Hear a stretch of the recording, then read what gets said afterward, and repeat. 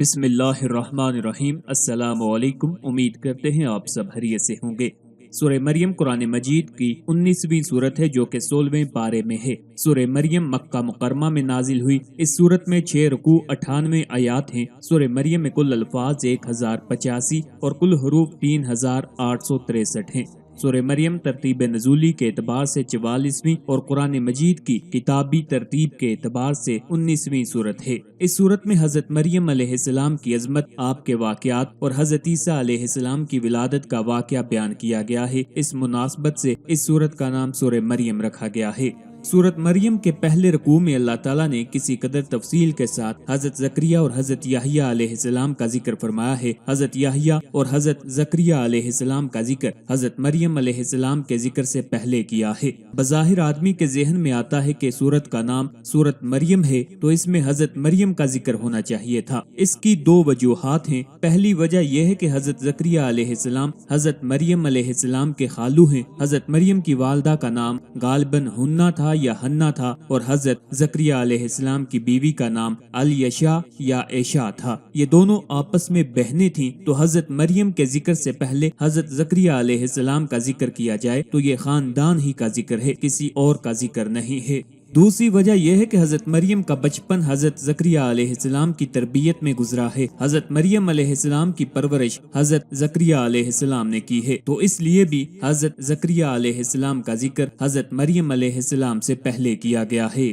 یہ آپ کے علم میں ہے کہ حضرت مریم علیہ السلام کی والدہ امید سے تھیں، انہوں نے منت مانی تھی، ربی انی نذرت لک ما فی بطنی محررا فتقبل منی، اے میرے رب میں نے نظر مانی ہے کہ میرے پیٹ میں جو بچہ ہے میں اس کو ہر کام سے آزاد کر کے تیرے لیے وقف کروں گی۔ لیکن جب ان کے ہاں پیدائش ہوئی تو وہ بیٹا نہیں بلکہ بیٹی تھی، تو حضرت مریم علیہ السلام کی والدہ نے بڑی حسرت کے ساتھ کہا کہ میرا خیال تھا کہ بیٹا ہوتا تاکہ تیرے دین کے لیے وقف کرتی، یہ دین کو پڑھتا اور دین کا کام کرتا، لیکن میرے ہاں تو بیٹی کی پیدائش ہوئی ہے۔ اللہ رب العزت نے جو ان کو جواب دیا ہے وہ بڑا پیارا ہے۔ فرمایا کہ جو لڑکا تو نے مانگا تھا وہ کمالات اور برکات میں اس لڑکی کی طرح نہیں ہے جو ہم نے تمہیں دی ہے۔ حضرت مریم علیہ السلام کی والدہ نے لڑکا اپنی حیثیت کے مطابق مانگا تھا اور اللہ نے لڑکی اپنی شان کے مطابق دی ہے۔ اب ان کی سوچ اپنی ہے اور اللہ رب العزت کے فیصلے اپنے ہیں۔ جب چند مسلمانوں نے حبشہ کی طرف ہجرت کی تو کفار مکہ نے تحائف دے کر اپنے 2 نمائندے حبشہ بھیجے تاکہ وہ ان مسلمانوں کو وہاں سے واپس لے آئیں۔ جب وہ حبشہ کے بادشاہ نجاشی کے دربار میں پہنچے اور اس کے سامنے اپنے آنے کا مقصد بیان کیا تو اس نے کہا کہ میں پہلے ان مسلمانوں کا موقف معلوم کر لوں۔ چنانچہ مسلمانوں کو جب اس کے دربار میں بلایا گیا اور حضرت جعفر بن ابو طالب رضی اللہ تعالیٰ عنہ سے اس کی گفتگو ہوئی تو اس نے کہا کیا آپ کے پاس اس کلام کا کوئی حصہ ہے جو اللہ کی طرف سے نازل ہوا ہے؟ حضرت جعفر رضی اللہ تعالیٰ عنہ نے فرمایا کہ ہاں ہے۔ پھر اس کے سامنے آپ رضی اللہ تعالیٰ عنہ نے سورہ مریم کی تلاوت کی۔ حضرت ام سلمہ رضی اللہ تعالیٰ عنہ فرماتی ہیں اللہ عز و جل کی قسم نجاشی سورہ مریم سن کر اتنا رویا کہ اس کی داڑھی بھیگ گئی، اور اس کے دربار میں موجود وہ لوگ جن کے سامنے مصاحف کھلے ہوئے تھے اتنا روئے ان کے مصاحف بھیگ گئے۔ پھر نجاشی نے کہا بے شک یہ دین اور جو دین حضرت موسیٰ علیہ السلام لے کر آئے یہ ایک ہی طاق سے نکلے ہیں، اور کفار کے نمائندوں سے کہا تم لوگ یہاں سے چلے جاؤ، خدا کی قسم میں کبھی بھی انہیں تمہارے حوالے نہیں کروں گا۔ حضرت ابو مریم غسانی رضی اللہ تعالیٰ عنہ فرماتے ہیں کہ میں نے نبی کریم صلی اللہ علیہ وآلہ وسلم کی بارگاہ میں حاضر ہو کر عرض کی یا رسول اللہ صلی اللہ علیہ وآلہ وسلم آج میرے ہاں لڑکی کی ولادت ہوئی ہے۔ حضور صلی اللہ علیہ وآلہ وسلم نے ارشاد فرمایا آج رات مجھ پر سورہ مریم نازل کی گئی، تم اس کا نام مریم رکھ دو۔ چنانچہ اس لڑکی کا نام مریم رکھ دیا گیا۔ جو آدمی سورہ مریم کی تلاوت کرے گا تو اسے حضرت زکریا، حضرت یحییٰ، حضرت موسیٰ، حضرت ہارون، حضرت عیسیٰ، حضرت ابراہیم، حضرت اسحاق اور حضرت اسماعیل علیہ السلام کے ماننے والوں اور ان سے انکار کرنے والوں کی کل تعداد سے 10 گنا زیادہ نیکیاں ملیں گی۔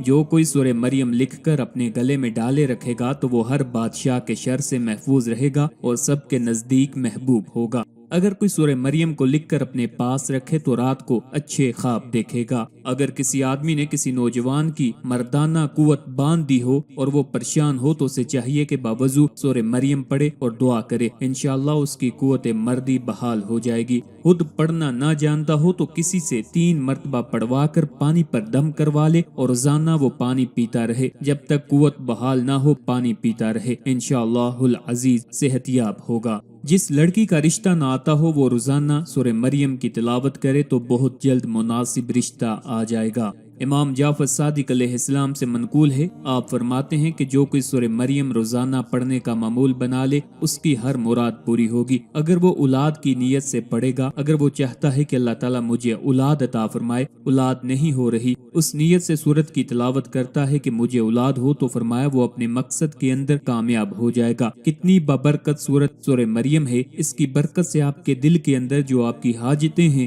وہ پوری ہوں گی۔ جس مقصد کے لیے آپ پڑھیں گے انشاءاللہ اس مقصد میں کامیابی ہوگی، من کی مراد پوری ہوگی۔